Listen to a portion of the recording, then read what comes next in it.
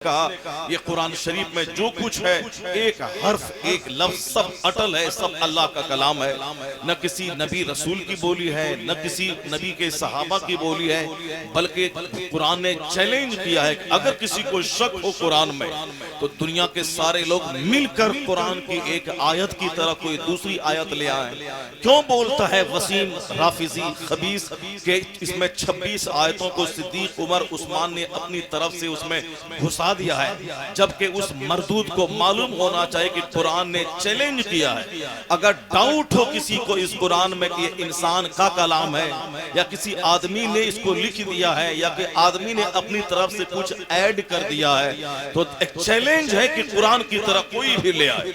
अगर सिद्दीक उमर फारूक ने उसमें कुछ अपनी तरफ से बढ़ा दिया है, इस्लामी एम्पायर कायम करने के लिए, जिहाद के लिए लोगों को आमादा करने के लिए अपनी तरफ से कुछ बढ़ा दिया है, तो खबीस तुम सुप्रीम कोर्ट का सहारा क्यों लेता? तुम 10-20 साल तक अरबी जबान पे महारत हासिल करो और 1000 लोगों की अपनी टीम तैयार कर लो। उस टीम के तैयार करने के बाद बोलो कि जो उमर फारूक ने जो अपनी तरफ से कुरान में घुसा दिया है, हम उससे बेहतर ये अरबी का कलाम ले आए हैं, हम ये अरबी का जुमला ले आए हैं। अमेरिका के वैज्ञानिक थक गए, उन्होंने अल फुरकान नामी एक किताब लिखवाई ताकि लोग कुरान छोड़कर अल फुरकान को पढ़ा करें। अरब ममालिक के लोगों ने रातों रात जागकर कुरान के मुकाबले में सूरह कौसर का जवाब लाने के लिए अपनी तरफ से उन्होंने रात भर सारे लोग सर जोड़कर, जो अरबी वो नस्ल थे, अरबी जबान की पैदाइशी जबान थी जो अरब में पैदा हुए थे, उन लोगों ने अल कारिया मल कारिया का जवाब जब लिखना शुरू किया तो लिखा कि अल्फील मलफील, तो वही लोगों ने खुद उसका मजाक उड़ाया, कहां इन्ना आते ना कल कौसर, कहां अल कारिया, कहां अल्फील मलफील। यानी जो अरब में पैदा हुए उन्होंने कई दिन रात गुजार दिया, सूरह कौसर का जवाब नहीं आया, सूरह कुल हुवल्लाहु अहद का जवाब नहीं मिला। तो आज 14 सदियां बाद के बाद ये सरफिरा कहता है उसमें उन्होंने घुसेड़ दिया है। झूठ क्यों बोलता? अगर काबिलियत है तो इन्ना आते ना कल कौसर का जवाब ले आते और कह देते कि मैं कुरान का जवाब ले आया हूं और मैं बताता हूं कि अल्लाह करीम बंदे का कलाम है। ये कयामत तक चैलेंज रहेगा। झूठ केस का सहारा नहीं लेना। अगर किसी को कुरान का मुकाबला करना है वह सूरह कौसर का जवाब ले आए और कह दे मुसलमानों से कि मैंने कुरान के चैलेंज का जवाब दे दिया है। ये न कभी हुआ है न कयामत तक होगा, अलबत्ता बकवास होती रहेगी। कुरान भी उसे बता देगा कि जो भी बकवास करेगा कुरान के खिलाफ वह जलील हो जाएगा, रुसवा हो जाएगा, कुरान का जवाब वही नहीं पाएगा। और जब जब दुश्मनी बढ़ती जाएगी कुरान पढ़ने वालों की तादाद में इजाफा होता चला जाएगा। नारे तकबीर, नारे रिसालत, अज़मते कुरान, मकामे कुरान, पैगामे इस्लाम। हाय हाय हाय, वो मुर्तद वो काफिर ने हमें जगाने की कोशिश की, हमें ये जगाया है कि तुम कुरान करीम को कपड़ों में लपेट कर ताक पे मत रखो। The Quran has been revealed to read it, to understand it, to consider in it, to act upon it। Quran इसलिए नाज़िल हुआ है कि कुरान करीम को पढ़ा जाए, कुरान करीम की आयतों में गौर किया जाए, कुरान करीम की तालीमात को अपनी जिंदगी में उतारे जाए, फिर कुरान की तालीमात को लेकर अल्लाह की जमीन पर फैलकर कुरानी निजाम कायम करने की कोशिश की जाए। यानी इतने बड़े एम और प्लान के तहत कुरान नाज़िल हुआ। कुरान करीम का हर हर्फ ज़बर ज़ेर अनचेंजेबल है। बकवास करने वाले का चेहरा खराब होगा। अभी एक छोटा सा वीडियो फिर उस खबीस का आया है, उसने कहा कि जब मैं देखूंगा कि मैं अपना केस हार रहा हूं, मेरा कोई साथ नहीं दे रहा है, तो मैं जहर खा के मर जाऊंगा। हाँ, तुमको जहर खा के ही मरना चाहिए। खबीस मर्दूद जो कुरान के खिलाफ बोलेगा उसे तो हराम मौत ही मरनी चाहिए। और फिर मुझे मालूम है कि तेरे खुदकुशी करने से पहले जरूर कोई आला हजरत का दीवाना, जरूर कोई ख्वाजा गरीब नवाज का मस्ताना, जरूर कोई गौसे आजम का गुलाम तेरे मरने से पहले तुझे मौत के घाट उतार देगा। इसलिए कि कुरान के खिलाफ, मुस्तफा के खिलाफ जो जबान बोले उसको इस जमीन पे रहने का कोई हक हासिल नहीं है। उसकी सजा यही है उसे बेमौत मार दिया जाए ताकि कोई दूसरा खबीस कुरान के खिलाफ जबान नहीं खोल सके। नारे तकबीर, नारे रिसालत, अजमत कुरान, अजमत कुरान। सारे लोग अपना अपना काम करते हैं।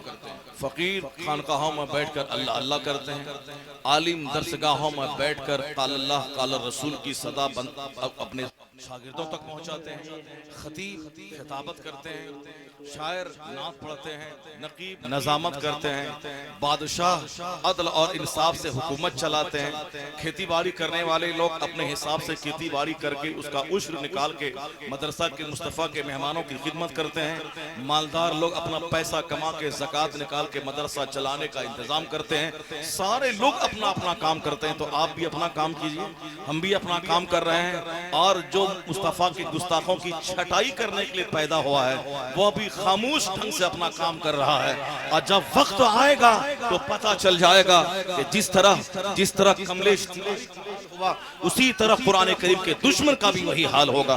तो आप अपना काम कीजिए, हम अपना काम करते हैं, और जो गुस्ताखों की खबर लेने के लिए पैदा हुआ है वो भी अपना काम कर रहा है, और वो भी तलाश कर रहा है कि कब मौका आए कि फिर हम दुश्मन की खबर ले लें। आप अपना काम कीजिए, कुरान पढ़िए, कुरान सुनिए, खेती बाड़ी कीजिए, हलाल कमाइए, और अच्छी मौत मरने की तैयारी कीजिए। आप अल्लाह से ये दुआ कीजिए, इलाही मुसीबत आए, कष्ट आए, तंगी आए, गुर्बत आए, इफलास आए, कभी मैं खुदकुशी नहीं करूंगा। हमारी माँ बहन बेटियां भी वही हैं, इलाही मैं ससुराल में कष्ट उठाऊंगी, तकलीफ उठाऊंगी, शौहर के सारे जुल्म सहूंगी, मगर मैं कभी खुदकुशी का रास्ता इख्तियार नहीं करूंगी। फातिमा ज़हरा की कनीज बन के रहूंगी। मेरा बेटा भी बोले कि मैं कभी खुदकुशी नहीं करूंगा, मैं कभी जहर खा के नहीं मारूंगा, मैं कभी घर से भागूंगा नहीं, मुसीबत उठाऊंगा, अल्लाह अल्लाह करूंगा, नमाज पढ़ूंगा, और अच्छी मौत मरने की अल्लाह से दुआ करूंगा। ये दुआ आप करते रहे, इलाही कुछ भी हो जाए मैं हराम मौत नहीं मारूंगा, मैं खुदकुशी नहीं करूंगा, मैं नदी में कूद के जान नहीं दूंगा। इलाही वह मौत तू अता फरमा, मैं नमाज पढ़ूं मेरी रूह निकल जाए, मैं जलसे में किताब सुनूं मेरी रूह निकल जाए, मैं हदीस पढ़ूं मेरी रूह निकल जाए, मैं अल्लाह का जिक्र करूं मेरी रूह निकल जाए, मैं हालत सजदा में रहूं उस हालत में मुझे मरने की तमन्ना है। अच्छी तमन्ना अच्छे लोग करते हैं, और खबीस मरदूद वो खुदकुशी का इंतजार करता है कि जब दुनिया तंग हो जाएगी तो मैं अच्छी मौत नहीं बल्कि मैं खुदकुशी करके मर जाऊंगा। तो नाजायज किस्म के लोगों के दिमाग में नाजायज ख्याल आता है, अल्लाह वालों के दिल में ये खूबसूरत ख्याल आता है कि जलसा पढ़ते पढ़ते मर जाऊं, जलसा सुनते सुनते मर जाऊं, हालत सजदे में मर जाऊं, बेहतर है वो मौत के कुरान पढ़ूं उसी हालत में मौत आ जाए। अल्लाह तबारक व तआला हमको और आपको सबों को अच्छी मौत अता फरमाए। अब जरा कुरान की कुछ बातें, मैंने एक तनहीदी तौर पर यह बात आपसे मैंने कह दिया कि वह कुरान करीम जो पढ़ने की चीज़ थी हमने उसको ताक पे रख दिया। वो कुरान करीम की आयतें जो रिसर्च की, मेडिटेशन की, इन्वेस्टिगेशन की, जो डिस्कवर की चीज़ें थी, यानी इसमें गौर करके नसीहत का ख़जाना हासिल करते, जिसमें गौर करने के बाद हम जीने के लिए रोशनी हासिल करते, जिस पे गौर करने के बाद दुनिया में शान और इज्जत की, डिग्निटी की ज़िंदगी गुजारने का उसूल वहाँ से हासिल करते। हमने नहीं समझा, हमने सिर्फ उसे मदरसे वालों के हवाले कर दिया कि तुम पढ़ो और तुम पढ़ाओ, और हम तो सिर्फ ताक पे ही रख देंगे। शाबान का जब महीना आएगा तो तुम ही आके उसे खोल करके बाप माँ की रूह को सवाब पहुंचाने के लिए पढ़ देना। मेरा फर्ज इतना ही अदा होगा कि रमजान में बगैर समझे बूझे हम तरावी पढ़ लेंगे, यही हम कुरान का हक अदा कर देंगे। ऐसा नहीं है। कुरान के बारे में हुजूर क्या कहते हैं, इन्नल्लाह यरफाउ बिहाज़ल किताब अक़वाम व यदअु बिही आखरीन। अल्लाह ने क्या कहा, अल्लाह के रसूल ने क्या कहा, बेशक अल्लाह इस किताब के जरिए कुछ लोगों को बुलंदी अता करता है और इसी किताब के जरिए कुछ लोगों को जलील और रुस्वा यानी उसे पस्ती की गार में धकेल देता है। ये कुरान का काम क्या है? The Quran has been revealed to raise some nation, some tribes। कुरान इसलिए नाजिल हुआ है कि कुछ कबीलों और कुछ कौम को अल्लाह बुलंद कर दे इस किताब के जरिए। अब बाय मीन्स ऑफ दिस, इस किताब के जरिए कुछ लोगों को जलील और रुस्वा कर दे। अब किसको अल्लाह बुलंद करेगा और किसको अल्लाह जलील करेगा, उसका मेयार यही है, मेजरमेंट। जो कुरान करीम को पढ़ेगा, जो कुरान से अच्छा सलूक करेगा, जो कुरान की तालीमात को जिंदगी जिंदगी में उतारेगा, वो अगर बकरी का चराने वाला हो तो अल्लाह उसे रूए जमीन का बादशाह बना देगा। जैसे मक्का के लोग बकरी चराते थे, वह लोग दंगल में, उक्कास के दंगल में कुश्तियां लड़ते थे, वह लोग ऊंट चराते थे। उन्हीं ऊंट चराने वालों में एक फारूक आजम भी थे, जो ऊंट चराने के लिए मक्का की पहाड़ियों और वादियों के दरमियान जाते।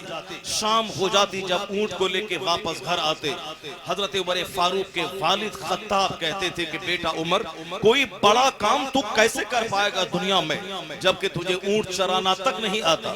जैसे आज बाप अपने बेटे से क्या कहते हैं, तुझे एक होमवर्क नहीं बनाना आता, तुमने स्कूल का एक छोटा सा टास्क नहीं बनाया, बेटा तुम डीएम कैसे बन पाएगा, तुम प्रोफेसर कैसे बन पाएगा, तुम्हें वैज्ञानिक बनना, तुम वैज्ञानिक कैसे बन पाएगा, तुम्हें खेलने से फुर्सत नहीं, स्कूल का टास्क तुमने नहीं बनाया, तुमको आज गुड नहीं मिला, क्या तुम साइंटिस्ट बन पाएगा।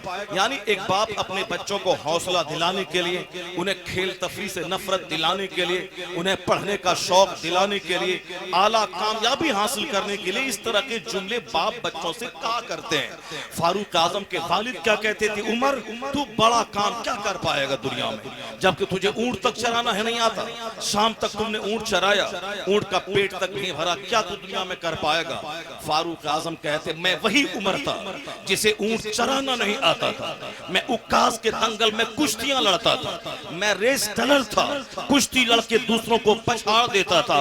कुश्ती लड़ने वाला, ऊंट चराने वाला, ऊंट भी कायदे से जिसको चराना ना आता हो, वह उमर कहते हैं जब वह खलीफतुल मुस्लिमीन बने, उसके बाद आपके पीछे एक जबरदस्त इस्लामी फौज थी, उस फौज को लेकर जब आप मार्च करने लगे, उसी पहाड़ी की वादी से गुजरने लगे जहां कभी ऊंट चराते थे, वहां रुक गए, उस वादी को देखने लगे।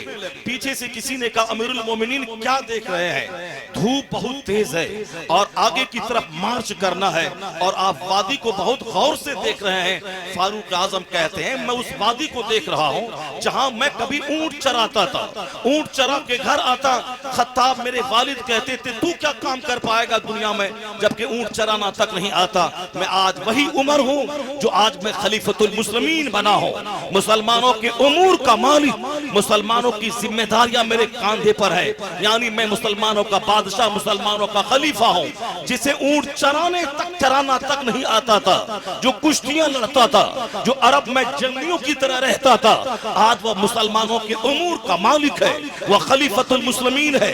इस खलीफतुल मुस्लिमीन बनने में न मेरे बाप दादाओं की इज्जत और विरासत का हक है, न इस खलीफतुल मुस्लिमीन के बनने में न कोई जाहिरी इल्म का हाथ है। इस खलीफतुल मुस्लिमीन बनाने में सिर्फ उसका हाथ है कि कुरान ने, मुस्तफा की गुलामी ने एक ऊंट के चराने वालों को मुसलमानों का खलीफा और इमाम बना दिया। इन्नल्लाह यरफउ बिहाज़ल किताब अक़वामा व यदउ बिही आखरीन। बेशक अल्लाह इस किताब के जरिए कुछ लोगों को बुलंद कर देगा और कुछ को जलील और रुस्वा कर देगा। अबू जहल कुरैश का सरदार था, अबू लहब और अपने कबीले का सरदार था, लेकिन जब उन्होंने मुस्तफा की तालीमात को ठुकरा दी, कुरान करीम के खिलाफ बरसरे पैकार होके कुरान के खिलाफ एक मुहिम छेड़ दी, अल्लाह ने वो जलील किया कि कौम कबीले का सरदार, ऐसी दर्दनाक खतरनाक बीमारी हुई, उनके बच्चों ने भी उनके डेड बॉडी को हाथ नहीं लगाया, रस्सी में घसीट कर उसे गड्ढे में डाला, दूर से ही पत्थर फेंक फेंक कर अपने बाप अबू लहब के उस खतरनाक कोड़ ज़दा जिस्म को पत्थर से ढांप दिया। उनके बेटों ने उनके बदन को हाथ तक नहीं लगाया। अबू जहल जो कुरैश का सरदार बनता था, उस सरदार को अल्लाह ने मैदान बद्र में दो बच्चों के हाथों वो तड़पा तड़पा के मारा कि सरदार इस तरह जिल्लत के साथ मारा गया। और जो सरदार कुरैश कहलाता था वह जलील होके दो छोटे बच्चों के हाथों मारा गया। सरदार रुस्वा कर दिया गया जो कुरान के खिलाफ हुआ, जो मुस्तफा के खिलाफ हुआ। और वह काला कलोटा बिलाल जिसे मक्का के लोग अपने सामने खड़ा होने तक नहीं देना चाहते थे, अपने मद्दे मुकाबिल कुर्सी पर बिठाना नहीं चाहते थे, उनको बेटी देना तो दूर की बात, उसके साथ बात करना भी अपनी शान के खिलाफ समझते थे। मैं गुलाम से बात करूं, मैं इस काले से बात करूं, मगर जब से बिलाल ने कुरान को सीने से लगाया, मुस्तफा के कदमों से अपने आप को वाबस्ता कर दिया, तो हुजूर की गुलामी और कुरान से अच्छी अकीदत और कुरान से वाबस्तगी ने उस मकाम पे पहुंचाया कि अब वही बिलाल जब कुरान को सीने से लगाया, हुजूर के कदमे नाज को सीने पे रखा, मुसलमान बनकर मुस्तफा की गुलामी शुरू की। अब अरब के लोग कहते थे काश बिलाल मेरा दामाद हो जाता तो हम उसकी दामादी पे फख्र महसूस करते, मेरी नस्लें उस पर फख्र करती। कुरान से गहरा ताल्लुक जब बिलाल का जुड़ा तो गुलाम कुरैशियों का सरदार और इमाम बन गया, और जिसने कुरान की मुखालिफत की वह कुरैश का सरदार था, उसे दलील रुस्वा करके तापा के मार दिया। इन्नल्लाह यरफ़उ बिहाज़िल किताबि अक़वाम व यदउ बिही आख़रीन। अल्लाह इस किताब के जरिए बाज लोगों को बुलंद कर देता है और इस किताब के जरिए बाज कौम को अल्लाह पस्त कर देता है। यानी वह ज़माने में मुअज़्ज़ज़ थे मुसलमान होकर, हम खार हुए तारिके कुरान होकर। आज से 500 साल पहले मुसलमानों के घर में रोजाना 4-4 घंटे स्टडी करने का माहौल था। मुसलमानों की बेटियां पढ़ती थी, मुसलमानों की बीवियां पढ़ती थी, मुसलमानों के बच्चे पढ़ते थे। उनका एक ही काम था कुरान से एनर्जी लेना, उस एनर्जी को लेकर समाज में एक अच्छी जिंदगी गुजारना, कुरान करीम की तिलावत करके वहां से जीने का शऊर लेना, और फिर उस शऊर को प्रैक्टिकल में ढाल कर समाज का एक सक्सेसफुल, एक कामयाब, एक सफल व्यक्ति बनना। यहाँ से एनर्जी लेना, मैदान जंग में जंग करना, यहाँ से एनर्जी लेना, और घर में एक कामयाब बाप, कामयाब शौहर, कामयाब भाई, कामयाब पड़ोसी, कामयाब मुसाफिर, एक कामयाब फर्द समाज का बनना। दौलत कमाना कामयाबी नहीं है। दौलत तो आजकल जो चमार था, जो मेरे घर में गाय चराता था, जो हमारी बकरियां चराता था, जो हमारी मुर्दा बकरी की खाल खींचकर रोजी रोटी का जरिया हासिल करता था, आज भी कई करोड़ के मकान में वो रहता है। कल तक जो हमारे घर में झाड़ू लगाता था वो आज 10-10 लाख रुपए की बलेनो कार पे चल रहा है। कल तक जो आपके खेत में रुपाई करता था, जो आपके खेत से जंगल उखाड़ता था, वो आज 30-30 लाख रुपए की फॉर्च्यूनर पे चल रहा है। कल वह लोग जो मुंबई जाके दूसरों की फैक्ट्री में काम करता था, वह लोग आज 50-50 लाख रुपए की कार पे चल रहा है। हिंदुस्तान का धीरू भाई अंबानी, मुकेश का बाप, वो अमेरिका में जाके नौकरी करता था। नौकरी करते करते अमेरिका से वापस इंडिया आया, उनको कोई काम करने का सुराग लग गया। आज वही धीरू भाई अंबानी की बहू है जो 100 करोड़ रुपए की कार खरीदी है, यानी 100 करोड़ रुपए की कार। मैं क्या कहता हूं, जो कल बकरी चराता था आज वह 10 लाख की कार पे चल रहा है। कल जो अब फैक्ट्री में रहता था वो आज वह 100 करोड़ की कार पे चल रहा है। इसलिए पैसा कमाना कमाल नहीं, आखिर जमाने की पहचान ही यही है।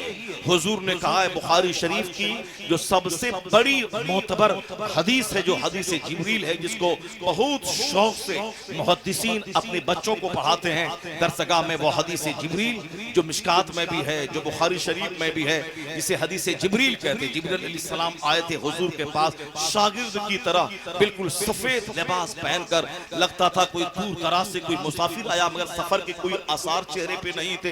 वो हुजूर के पास आके बैठ गए, अपना दोनों जानू हुजूर के जानू से मिला दिया। मिलाने के बाद अब वो पूछता है कि मल ईमान क्या है, इस्लाम क्या है, मल एहसान क्या है, क़यामत कब आएगी, क़यामत की निशानियां क्या हैं। यानी वो लोगों को दीन सिखाने आए थे।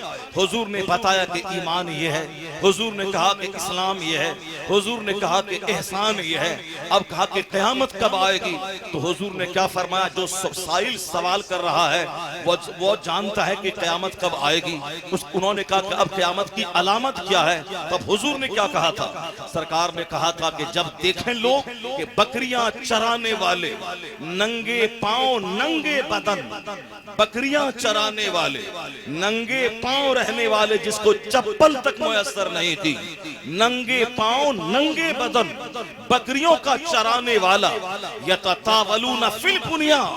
मुस्तफा कहते हैं कि जब बकरी का चराने वाला नंगे पांव नंगे बदन रहने वाला, जिसको गंजी बनियान और कुर्ता तक मुयस्सर नहीं होगा, वो नंगे बदन रहने वाला। आज से 50 साल पहले लोग ससुराल मेहमानी खाने जाते थे तो चप्पल जूते को हाथ में रख के जाते थे, और जब ससुराल का गांव करीब आता था तब वह जूता पहनते थे, यानी उनको जूता पहनने की आदत नहीं थी, नंगे पांव चलते थे। और लोग गर्मी के जमाने में अपना कुर्ता अपने कंधे पे रख लेते थे, और जब स्टेशन करीब आता था तब वह कुर्ता पहन लेते थे। या तो कुर्ते की किल्लत थी, कपड़ा नहीं था, लोग ईद के दिन रुमाल और गमछा साफ करके फैला देते थे लुंगी, और जब ईद की नमाज का टाइम आता 10 बजे तो फिर उसी गमछा उसी बनियान को इस्तेमाल करके वो ईदगाह पे जाते थे। इतनी गुर्बत थी कि एक टोपी बेटा भी पहनता, बाप भी पहनता, एक चप्पल अब जिसमें कई बार कई बार उसे सिल करके आदमी पहनता था, वो गुर्बत थी। और अभी 10-10 दर्जन चप्पल मौजूद है, 10-10 टोपियां घर में मौजूद है, 10-10 कपड़े मौजूद हैं। ये ऐसा नहीं कि बहुत हम तिस्मार खा बन गए और बहुत ज्यादा हमने मेहनतें की तो कमा लिया, हम बहुत मालदार बन गए, अब हम चाहे शैतान की तरह जिए, शैतान की तरह मरें और खूब भैंस की तरह बैठे रहें, अब मोटे मोटे गद्दे पे सोएं और नमाज धड़ल्ले से छोड़ें और खूब झूठ बोलें और दिन भर में 100 गुटखा फाड़ के खाएं और मुंह में हर वक्त पान डाल के गुलाल करते रहें, अब फेंकते रहें और लेर और पोटा से पूरा दाढ़ी और मोछ और पूरे मुंह को भिगाते रहें। नहीं, ये तो हुजूर ने कहा है 14 सदियां पेशतर कि आखिर जमाने में दौलतें इस कदर कसरत से फैल जाएंगी, इस कदर जमीन अपने खजाने उगल देगी और इस तरह कारोबार के नए नए असबाब पैदा हो जाएंगे कि आज से 25 साल पहले लोग सोचता था मैं कमाऊंगा क्या, खाऊंगा क्या, आज कारोबार के इतने जराए हो गए कि जिसके बारे में कभी सोचा तक नहीं था।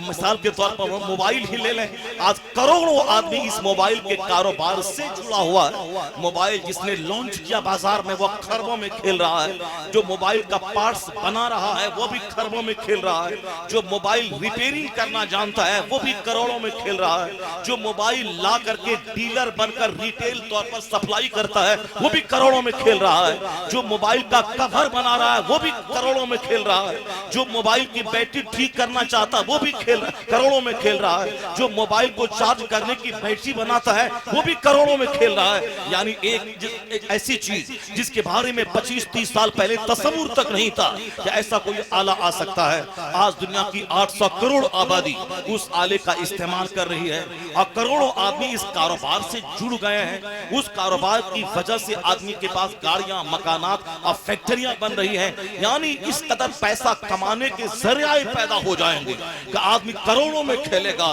दौलतों के अंबार लग जाएंगे। तो दौलत का तो वह दौलत जो आदमी को मगरूर बना दे, वह दौलत जो आदमी को फजूल खर्च बना दे, वह दौलत जो आदमी को अय्याश बना दे, वह दौलत जो आदमी को 10 लाख रुपए सूटकेस में लेकर और बेंगलोर के 5 स्टार होटल में जाके तवाइफों पे लुटाने का पर आमादा कर दे, वह दौलत जो हिंदुस्तान से 20 लाख रुपए लेके नेपाल की राजधानी काठमांडू जाकर एक रात होटल में गुजारने के नाम पे तवाइफों के बदन पे सारी दौलतें फेंक के वापस आ जाए, वो दौलत जो हिंदुस्तान का कमाने वाला थाईलैंड की राजधानी बैंकॉक एक दिन में वो सारे पैसे तवाइफों पे फूंक के वहां से आ जाए, वो दौलत जो यहाँ से मुंबई जाकर वहां समंदर के किनारे तवाइफों के हुजूम में किसी एक को अपनी तरफ माइल करने के लिए पैसा फेंक दे, एक 31st नाइट में गोवा जाकर समंदर में कश्ती में जुआ खेलकर 50 लाख रुपए पानी में फेंक के आ जाए, वह दौलत जो आदमी का स्टाइल बदल दे, वह दौलत जो आदमी को मगरूर बना दे, वह दौलत जो आदमी को अय्याश बना दे,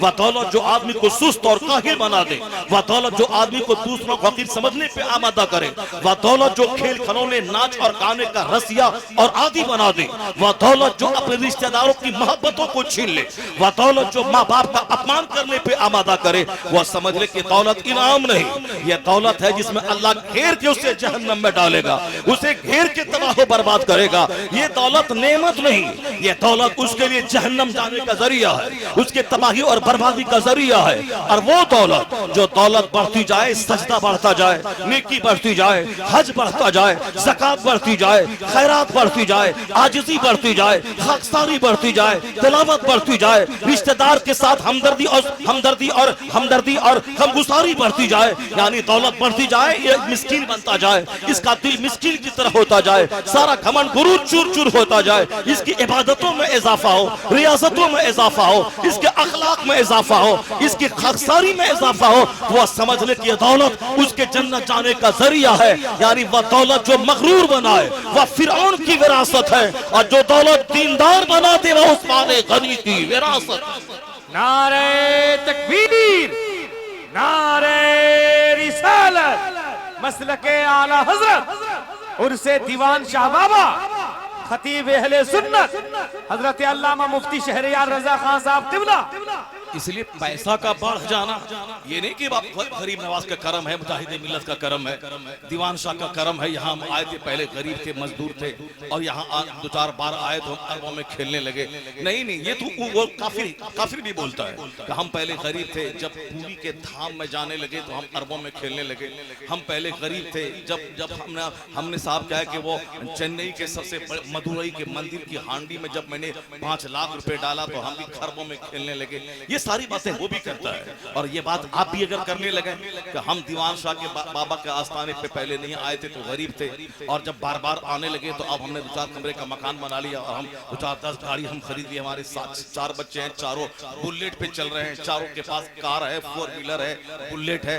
ये बोली काफिर भी बोलता है, ये बोली दूसरे लोग भी बोलते हैं कि हम काशीनाथ गए तो हम जगन्नाथ गए, हम साहब गोरखनाथ गए तो हमको ये हो गया। और आप भी वही बोलेंगे, बोलेंगे, जबकि हुजूर ने 1400 साल पहले कहा, आखिर जमाने में नंगे बदन रहने वाला आलीशान फलक पोस इमारतों में इतराएगा। नंगे बदन जिसे कपड़ा मुयस्सर नहीं था, यततावलूना फिल बुनियान, वो इमारतों में फख्र करेंगे। तो दौलतों के बढ़ने की बात इस हदीस की रोशनी में कभी कोई मुसलमान न करे कि दौलत बढ़ गई तो गरीब नवाज का फैज है, मकान बना लिया तो दीवान शाह का फैज है, मैं सब 4 व्हीलर 10 खरीद लिया तो गौसे आजम की अता है, मैं गौसे पाक की 11वीं कर रहा हूं, दौलतें मेरी बढ़ रही है। दौलत का नाम जहां लेंगे आप समझ जाएं कि तबाही और बर्बादी है, चूंकि हुजूर ने कह दिया है बकरी का चराने वाला आलीशान इमारत में फख्र करेगा, नंगे बदन रहने वाला वह करोड़ों के मकान में रहेगा। फिल बुनियान का क्या मतलब हुआ? आलीशान इमारतों में फख्र करेगा। ये जब ऐसा देख लेना तो समझ लेना कयामत अब करीब आ गई है। ये कयामत की निशानी है कि जमीन अपने खजाने उगल देगी। फरात की नहरें, जो दुनिया की सबसे बड़ी कीमती नहर, वो दरिया फरात, जहां समझ करबला का मार्का वजूद में आया, जिस फरात के किनारे, वह फरात की नदियां सोने के पहाड़ उगल देंगी। और आज मोतबर सराय से खबर मिल रही है, वह दरिया फरात व नहरे फरात यानी एक नाला है, जो बहुत लंबा नाला, बहुत लंबी नदी, यानी कई मुल्कों से वह दरिया फरात का गुजर हुआ है। इराक से, सीरिया से, कई ममालिक से वह दरिया फरात, जैसे हिंदुस्तान में गंगा है, या कई स्टेट से गुजर के बहती है ये गंगा, यानी बंगाल की खाड़ी से निकलकर बंगाल होते हुए, बिहार होते हुए, उत्तर प्रदेश होते हुए, ये बहुत दूर तक इसका सिलसिला फैला हुआ है। उसी तरह वो दरिया फरात है, दरिया दजला है, जो कई ममालिक से वो दरिया फरात का गुजर हुआ है। फरात का किनारा, फरात की नदी सोने के पहाड़ उगल देगी। यानी अभी मोतबर सराय से खबर मिल रही कि बाद जगहों पे उस नदी से सोने के पहाड़ जाहिर हो गए हैं।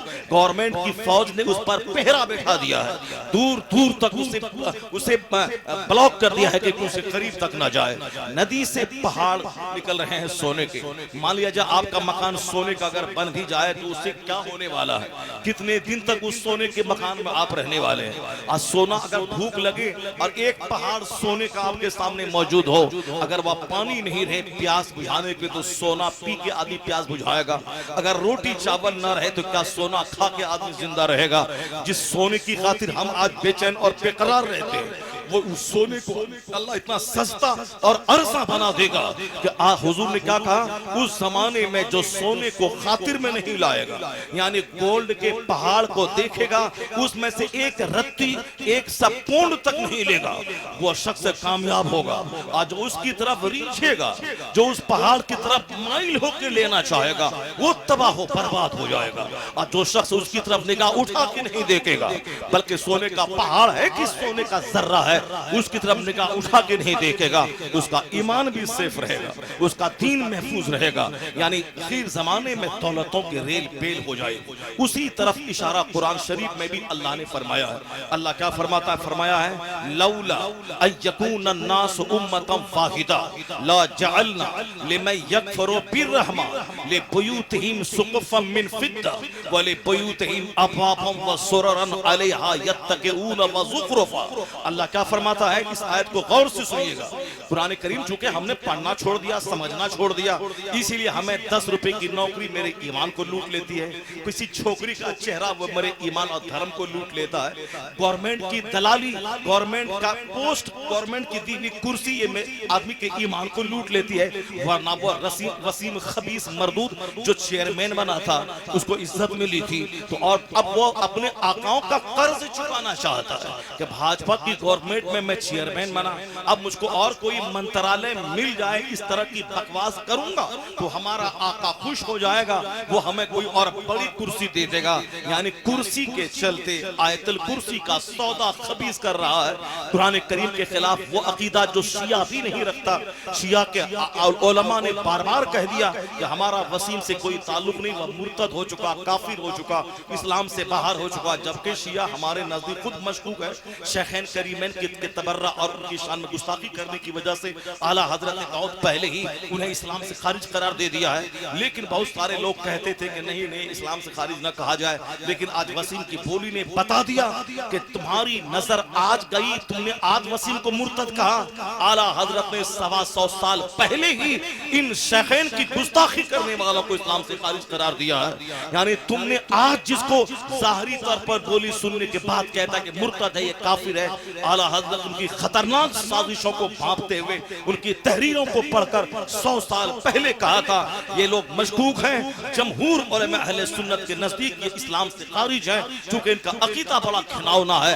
तो जो लोग आज भी नजदी वहाबी के ताल्लुक से अच्छा ख्याल गुमान रखते हैं, नबी को गाली देने के बाद भी मोमिन कहलाएं, हुजूर के इल्म गैब की तौहीन करने के बाद भी मोमिन कहलाएं, उसे आज भले ही आला हजरत का फतवा समझ में ना आए, लेकिन जब 50 साल 100 साल के बाद जब उनकी जबानी मुस्तफा की गुस्ताखी वो सुनेंगे, वो ही बोलेंगे कि जो कुछ रजा ने कह दिया है हक कहा है, सच कहा है। चूंकि रजा ने हसद में नहीं कहा है, रजा ने दुश्मनी में नहीं कहा है, रजा आशिक रसूल थे, इश्क रसालत की रोशनी में उन्होंने शरीयत का फैसला सुनाया है, उन्होंने अपने बाप दादा की कही हुई कोई बात नहीं बताई है।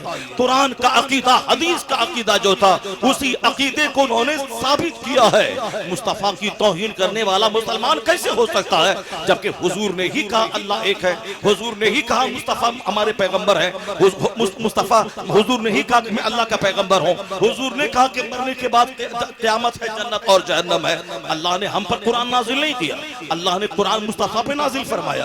अब मुस्तफा की जबान से हदीस भी निकल रही है, हदीस भी नबी की जबान से निकल रही है, और कुरान भी मुस्तफा अपनी जबान से फरमा रहा है कि अल्लाह का कलाम है। तो दोनों अरबी जबान में, अब फिर फर्क के ये कुरान ये हदीस है, तो हुजूर ने ही कहा ये अल्लाह का कलाम है और ये मेरा कलाम है। तो मुस्तफा पे शक का मतलब अल्लाह के कलाम पे शक, अल्लाह की जात पे शक, अकीदे तौहीद पे शक, अकीदे आखिरत पे शक, जन्नत व जहन्नम पे शक, बुलसरात पे शक, मीज़ान पे शक, कुरान की तालीमात पे शक, और मुस्तफा पे आंख बंद करके मोहब्बत का मतलब अकीदे तौहीद को ब्लाइंडली मान लेना, अकीदे कुरान को ब्लाइंडली मान लेना, अकीदे आखिरत को ब्लाइंडली मान लेना। इसलिए रज़ा ने कहा उन्हें जाना उन्हें माना, न रखा गैर से काम, लिल्लाहिल हम्द, मैं दुनिया से मुसलमान गया। तो मुसलमान बनने की कसौटी इस दौर में इमाम अहमद रजा खां फाज़िले बरेलवी है, उनसे हट का मतलब वो कभी कुरान की तौहीन करेगा, कभी रसूल की तौहीन करेगा, कभी रसूल के इल्म गैब का इनकार करेगा, कभी सहाबा की तौहीन करेगा, कभी अहले बैत की तौहीन करेगा, कभी गौसे आजम की तौहीन करेगा। मगर इस दौर में कंप्लीट फेथ की पहचान किसका नाम है? औलिया और सालिहीन की फरासत संभाले हुए इस दौर के सबसे बड़े मुजद्दिद इमाम अहमद रजा का नाम जब बीच में आ जाता है, इसका मतलब उनका मानने वाला वो ख्वाजा का भी चाहने वाला होगा, गौस का भी चाहने वाला होगा, आला हजरत का मानने वाला वो हजरत हसन करीमैन का भी आशिक होगा, वो सहाबे कराम का भी दीवाना होगा, आला हजरत का मानने वाला वो मुस्तफा को आंख बंद करके इज्जत शान और शौकत को तस्लीम करके उनकी तालीमात को स्वीकार करेगा, किसी एंगल से तौहीन नहीं करेगा, और अल्लाह रब्बुल इज्जत की अजमत में कोई फर्क नहीं आने देगा। तो मुमकिन है कि कोई अल्लाह को माने रसूलुल्लाह को ना माने, कोई रसूल पाक को माने इमाम हसन को ना माने, कोई हुसैन को माने सिद्दीक अकबर को ना माने, इमाम आजम को कोई माने गौसे आजम को ना माने, गौसे गौसे पाक को माने, कोई गरीब नवाज को ना माने, लेकिन रजा का नाम जब बीच में आता है वह खुदा की तौहीद भी है, मुस्तफा की रिसालत भी है, सहाबा की इज्जत भी है, अहले बैत की अहमियत भी है, इमाम आजम की मोहब्बत भी है, गौसु खाजा की अजमत भी है। तो इस दौर में कंप्लीट मोमिन की कसौटी